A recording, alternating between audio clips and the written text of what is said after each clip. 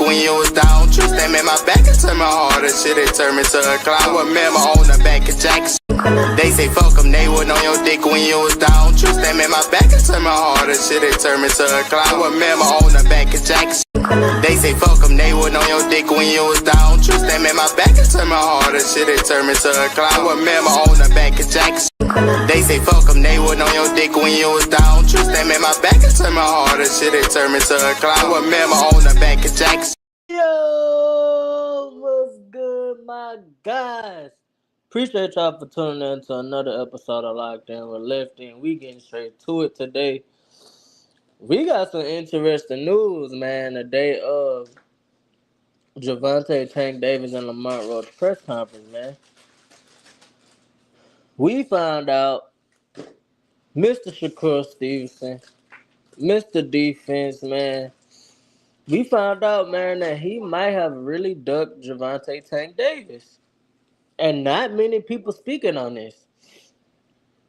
The man, Steven Espinoza, know about all the contracts, know about all the details. He know about how many fights people got. He know about how much they getting paid. He know how many fights on their contract.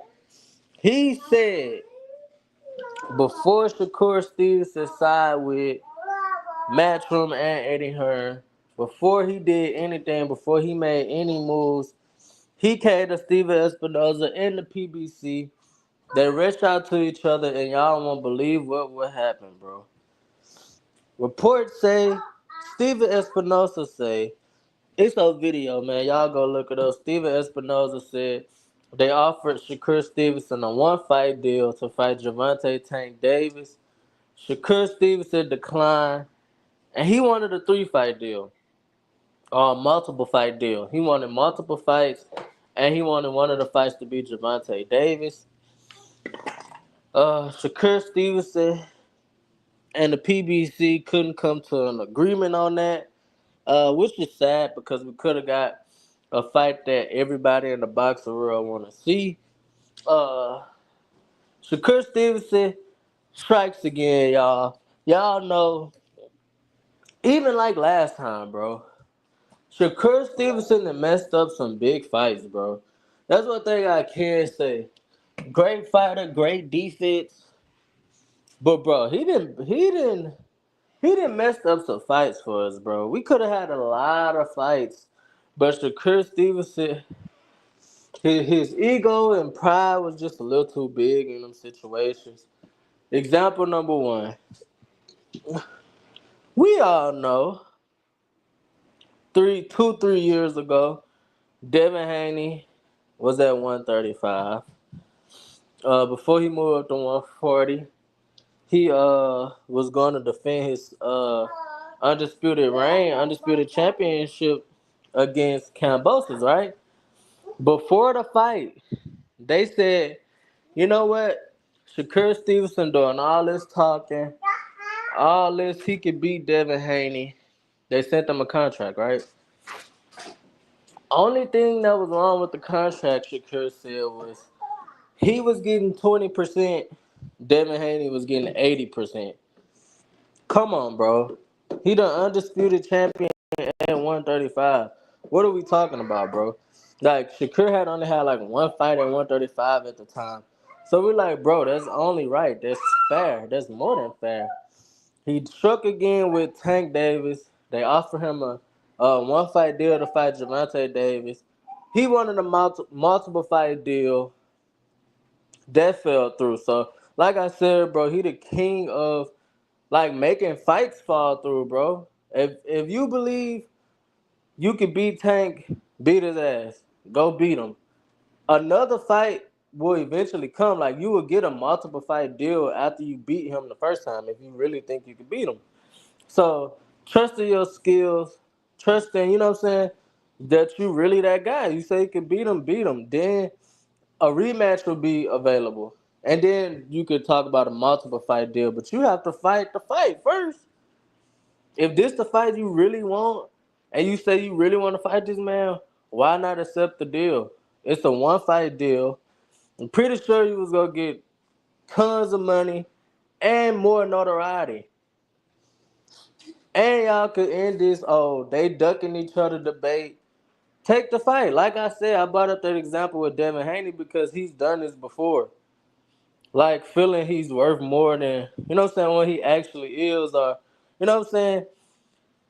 I could say, bro, salute to Devin Haney because when he took on Cambosis, he didn't give a damn about none of the contract stipulations and the details and who was getting the most money, who was the ace. Devin Haney didn't care about none of that. Devin Haney said, I feel like I'm better than you. We're going to play by your rules in this situation. I'm going to go to Australia. I'm going to beat your ass. I'm going to take your belts. We can do it again. We can rematch again in Australia again. And I'm going to beat your ass again because I know I'm better than you. Come on, bro. Like I said, that's one thing I can't say about Devin Haney. Bro, he moving like an old champion, bro, like in the old days. If you say you want to fight, let's do it. I'm not worried about no pay-per-view numbers. I'm not worrying about no pay-per-view numbers. I'm not worrying about the A side. I'm not worrying about what percentage of money we getting. I said I could beat your ass, I'm gonna do it. Simple. Is that not true? Somebody please come on here and tell me if that's not true or if I'm just lying. That's all I'm saying, bro. Shakur Stevenson just did that twice in fights that we all wanted to see. We could have had Devin Haney versus Shakur years ago. We could have had Tank versus Shakur now. And what I thought was gonna happen, like I always say, I thought Shakur Stevenson was gonna follow in Terrence Crawford footsteps. Terrence Crawford signed a deal, man, with the PBC with Showtime to fight Errol Spence. They negotiated you know what I'm saying, how much money each person was gonna make over the phone via FaceTime. How much they was gonna make. They did the ring walk over the phone. Errol Spence gave Terrence Crawford millions of dollars just to fight, bro, because he really wanted to fight that bad. Terrence Crawford signed a one-fight deal with PBC and Showtime. Terrence Crawford is a mentor, a big brother to Shakur. So I'm thinking, okay, is either Shakur gonna sign with the money team or he gonna sign with PBC? Like somehow he gonna sign with somebody so they can get that fight made. Sign you a one fight deal, bro. Go fight Tank. Like I said, if you feel like you could beat him, go do it. I promise you, more fights gonna come along. But I got another vid that's gonna be dropping.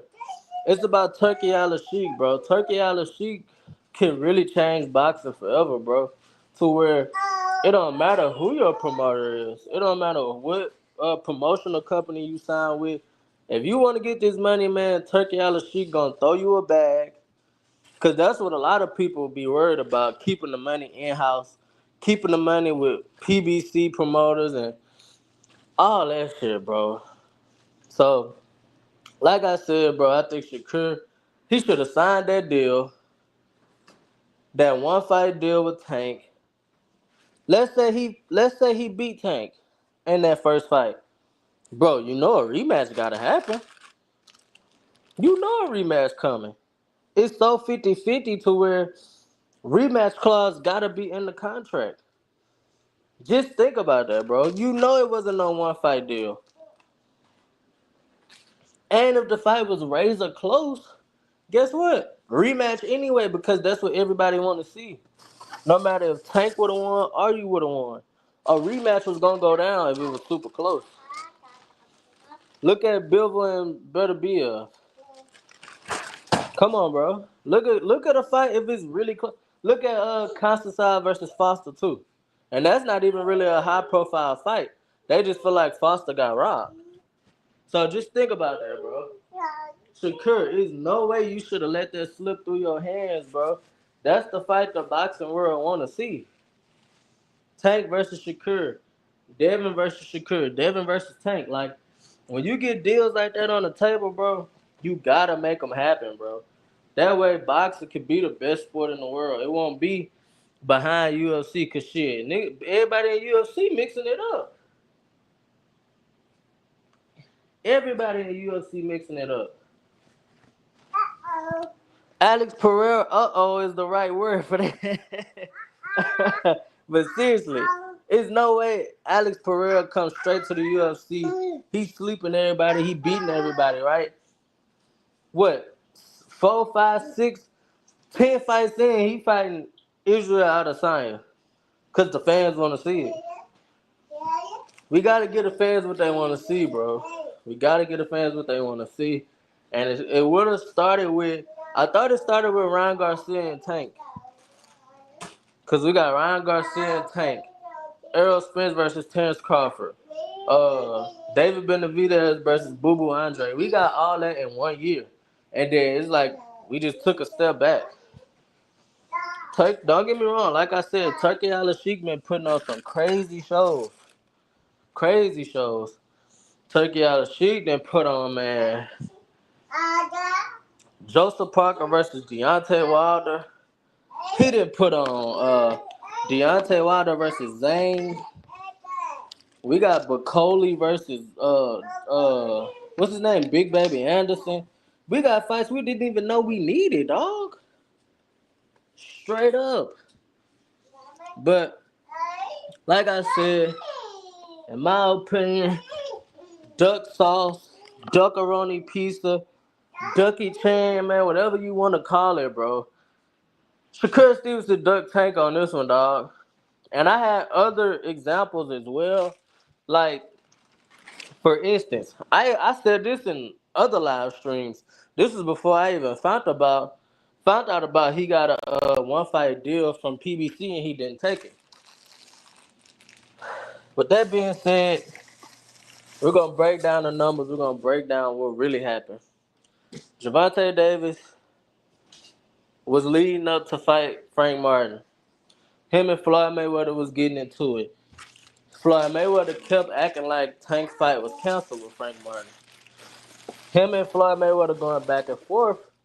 We see a video on Floyd Mayweather page one day that say, it's for Shakur Stevenson. It say, your beef is not with Floyd Mayweather, your beef is me, I want to fight, let's make the fight happen. Mind you, Tank finna fight June 15th. Shakur finna fight July. He finna fight Autumn. The dude who gave Frank Martin a good fight. Right? So, Tank knock out Frank. Shakur it was a one-sided beating from Shakur against Autumn. But the point I'm trying to make is that was Shakur's last fight on Top Rank with Bob Arum. Shakur free agent. Tank got GTD Promotions. It come out. Tank go to the Olympics with the Olympic boxing team to be their mentors. And then a few days after that, Shakur Stevenson signed with Matchroom and Eddie Hearn. And he told Eddie Hearn, you can't negotiate with Tank. Tank not even on the table if I sign this deal with you, Eddie Hearn. And that's proven.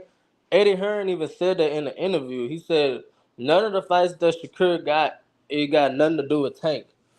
He was looking for him to fight Joe Cardina in October, but Shakur got injured. And then he's supposed to be fighting Williams Zepeda in February, but somehow Williams Zepeda got injured versus Tevin Former.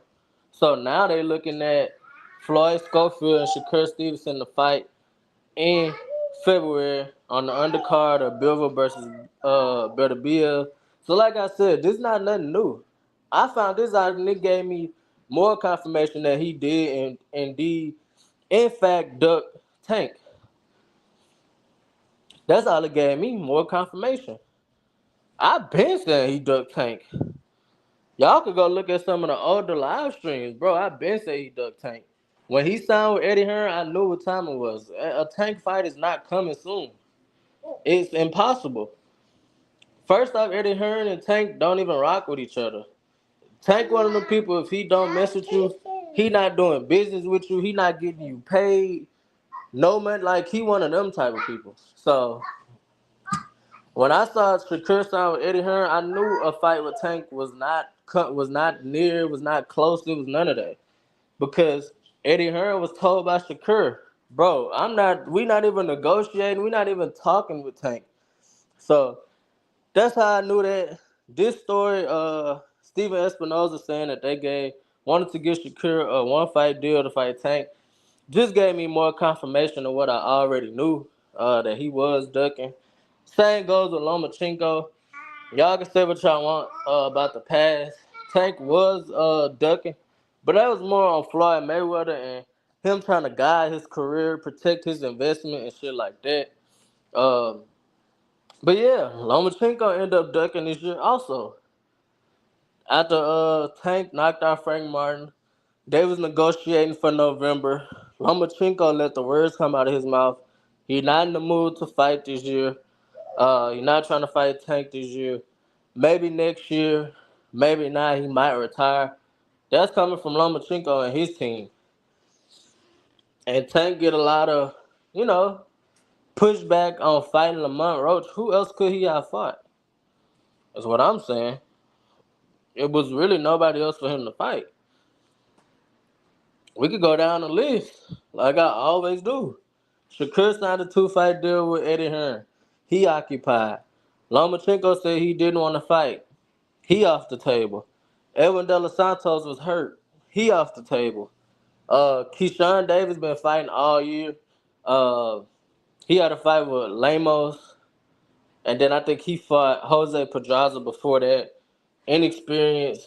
He looked good though. Don't get me wrong. Keyshawn Davis a dog. He was occupied for the year. Uh, Abdullah Mason, all them guys young. You're not really gonna get credit for beating them type of guys, regardless.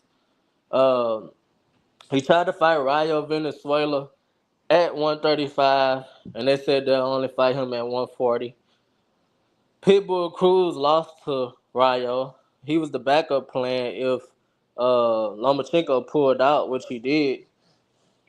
And that, like I'm saying, it ain't really too much to choose from. It wasn't really too many options. Um, but now we got Keyshawn from the fight Dennis uh, Baranchik. That's gonna be a cool fight. I think Keyshawn gonna win. Shakur, he finna fight Kid Austin.